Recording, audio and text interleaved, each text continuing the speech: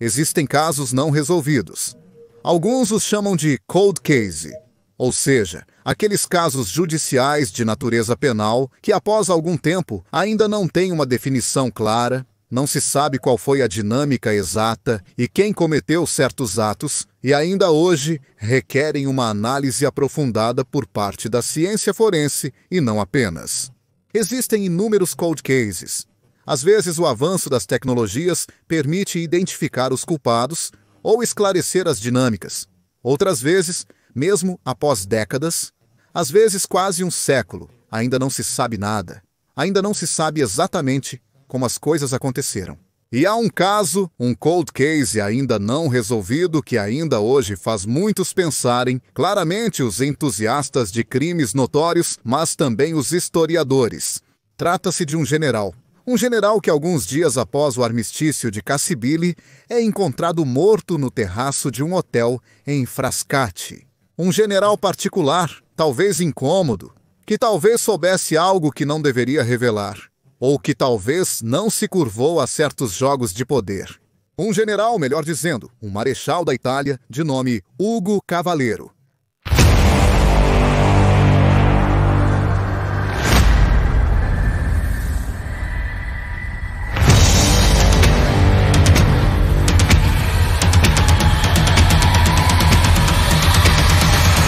Os fatos ocorrem, como dito, em Frascati, naquele período que vai de 12 a 14 de setembro de 1943. São dias tumultuados para a Itália. No início de setembro, em Cassibile, é assinado o armistício entre o Reino da Itália, que algumas semanas antes se libertou do forte empréstimo fascista e as potências aliadas. Armistício que só é divulgado na noite de 8 de setembro e passará para a história como o armistício de 8 de setembro de 43. Um armistício com muitas consequências. A primeira, evidente, é a desorganização das unidades por toda parte.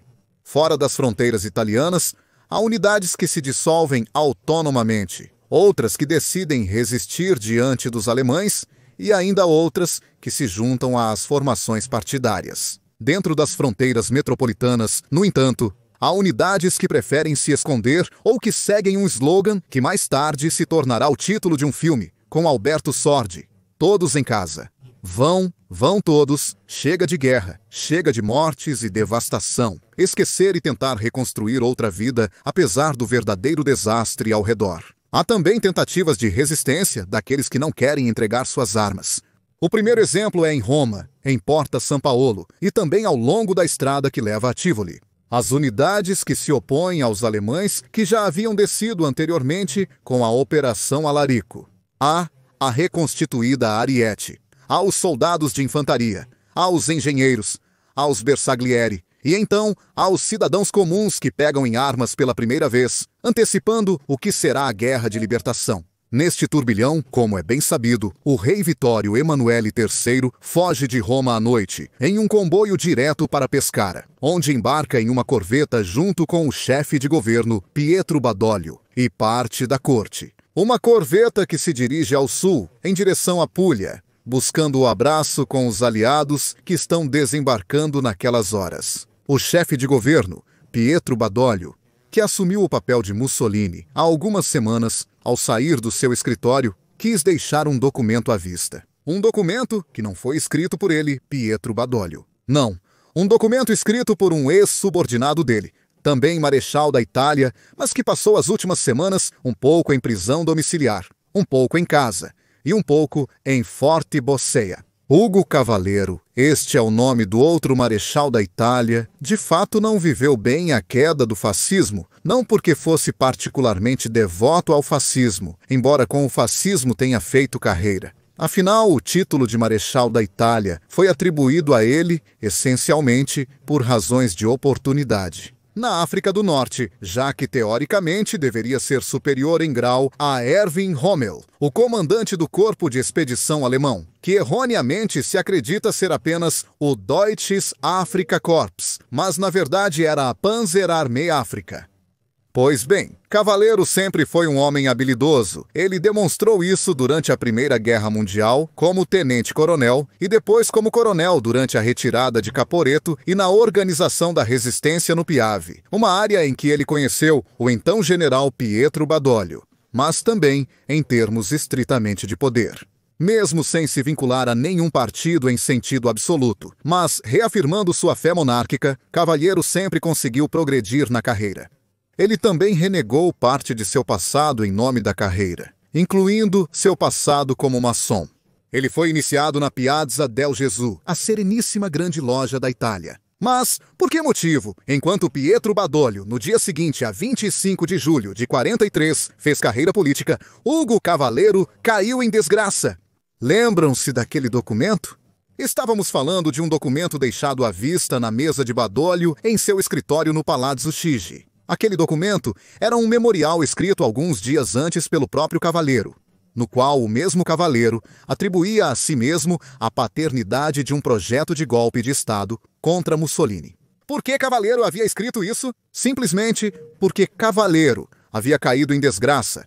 Havia caído em desgraça bem antes da queda de Mussolini, e quando Mussolini cai, Cavaleiro é suspeito de ser um simpatizante fascista, ou até mesmo de ter conspirado para organizar um golpe de Estado para trazer de volta ao poder, se não o próprio Mussolini, alguns hierarcas fascistas. Colocado em prisão domiciliar, naquela ocasião, Cavaleiro havia escrito aquele memorial para demonstrar, segundo sua versão, que era o autor de um audacioso plano que deveria levar à prisão, ou até mesmo à execução de Mussolini e a sua substituição por Pietro Badoglio, seu antigo superior hierárquico. Acreditar ou não acreditar.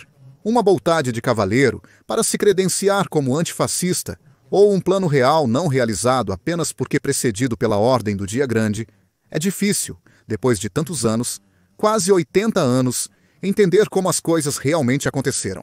O que é certo é que um dos primeiros atos oficiais de Pietro Badoglio no governo foi emitir a ordem de prisão para Ugo Cavaleiro, que mais por causa de sua idade do que pelo papel de senador do reino, havia obtido prisão domiciliar.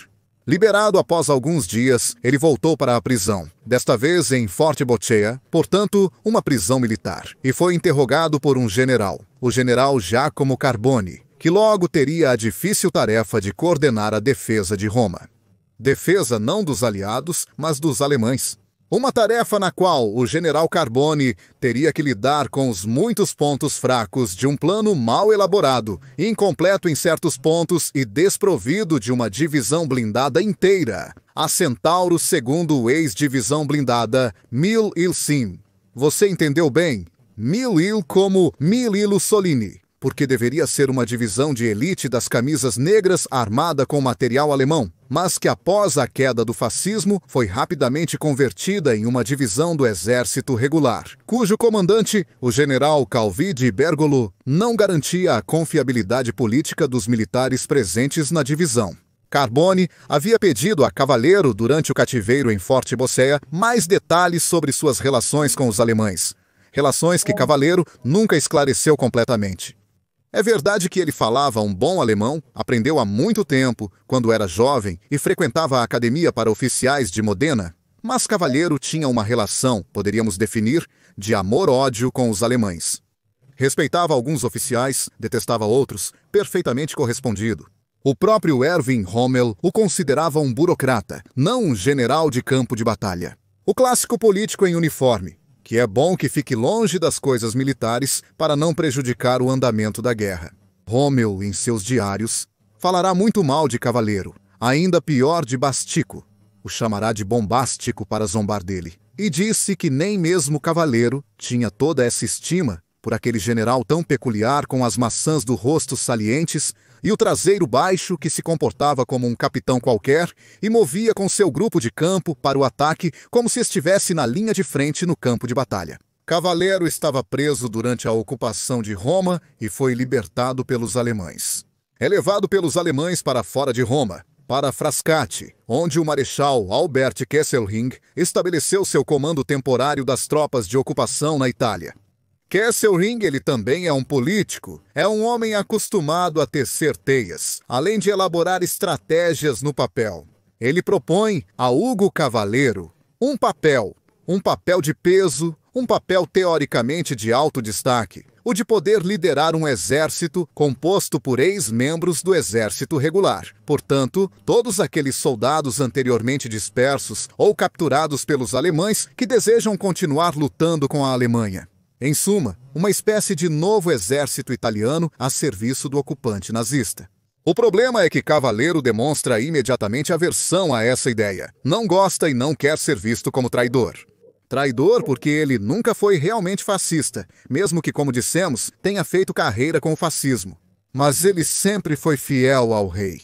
Ao ponto que no dia seguinte, no almoço, durante um brinde proposto por Kesselring à saúde de Hitler e da Itália fascista, Kesselring quase se assusta quando vê Cavaleiro se levantar e propor um brinde à saúde e à vida do rei da Itália, Vittorio Emanuele III. É isso que começa a espalhar dúvidas, talvez até entre os próprios alemães, sobre a natureza de Ugo Cavaleiro. Cavaleiro passa 2 dias em Frascati, de 12 a 14 de setembro de 1943. Nesse período, ele consegue ver também a esposa, a nobre, a quem confessa um medo que se acredita ser amplamente fundamentado.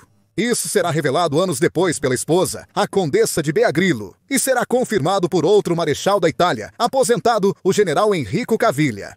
Tanto a Condessa Grilo quanto o general Caviglia dirão que Ugo Cavaleiro temia por sua própria vida, temia que os alemães, diante dessas constantes negativas muito educadas, ou sempre negativas, pretendessem matá-lo. Não era mais de nenhum interesse, de nenhuma importância, um marechal da Itália que se recusou a liderar um exército fascista sob o comando ou, de qualquer forma, à disposição dos alemães. No dia 14 de setembro de 1943, no terraço do hotel em Frascati, onde o marechal Kesselring o mantinha como seu hóspede, no Hotel Belvedere, em uma cadeira de vime, foi encontrado o corpo de Ugo Cavaleiro. Ele não morreu de causas naturais ou de um derrame, um infarto, não. Há uma ferida, um buraco de bala na têmpora direita. Ugo Cavaleiro morreu de um tiro na cabeça. E aqui começam as perguntas. Muitas, demasiadas perguntas. Primeiro de tudo, porque segundo Kesselring, naquele dia, Ugo Cavaleiro deveria embarcar em um trem que o levaria a Munique, na Baviera. Por quê? Por que enviar um marechal da Itália, que se recusou a lutar pelos alemães até Munique, na Baviera, para interná-lo em Dachau, que é ali perto, para tentar uma última tentativa de convencê-lo a liderar um exército de rejeitados? Ou para encontrar uma personalidade muito mais influente? Talvez o próprio Hitler, ou talvez para envolvê-lo no iminente plano de libertação de Mussolini da prisão no Gran Sasso, quem sabe? O fato é que em Munique, na Baviera, o Cavaleiro não chega, porque ele permanece preso naquela cadeira de vime, no terraço do hotel onde se suicidou. Então, talvez o Cavaleiro, quem sabe, foi uma tentativa de orgulho, talvez impulsionado pela honra do soldado ferido, abandonado, traído por todos. Talvez por isso ele atirou em si mesmo, a algo que não se encaixa, porque o buraco da bala está na têmpora direita.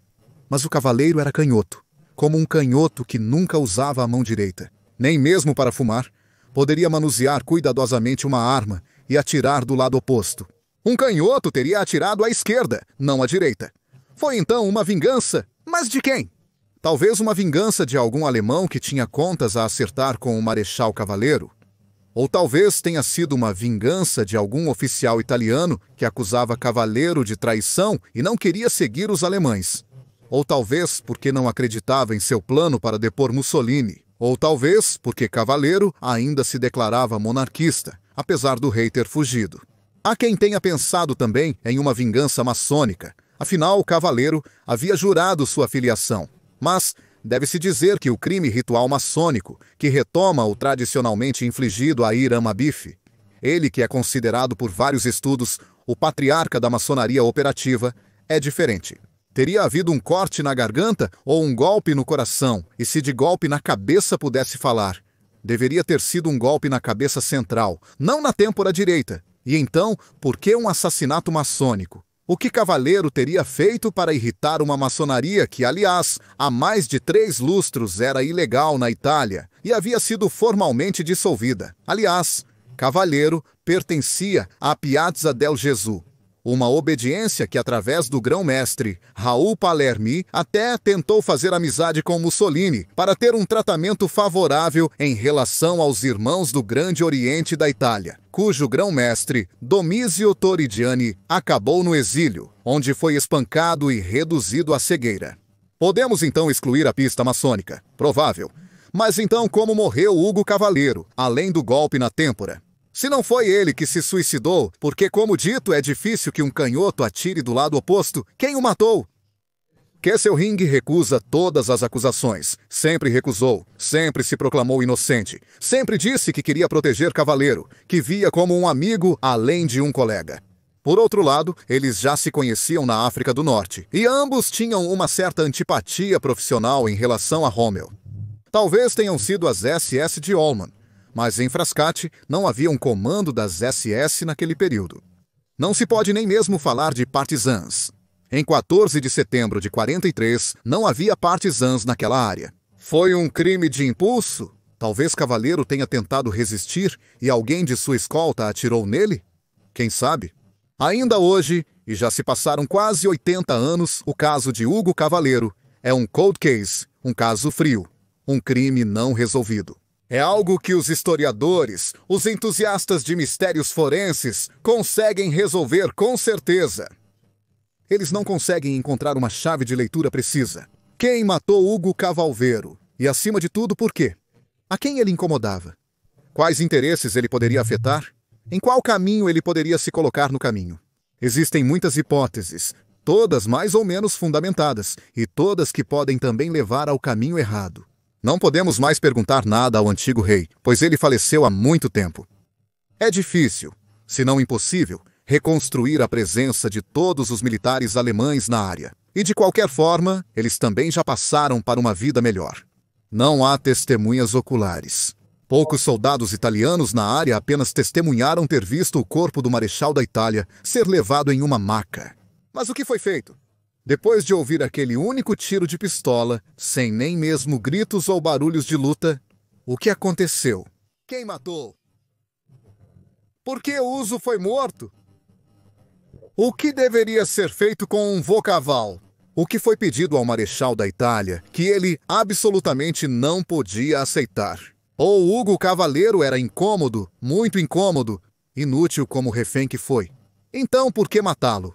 São todas perguntas que ainda hoje não têm uma resposta. As investigações realizadas nos vários arquivos após o fim da guerra não tiveram um resultado positivo.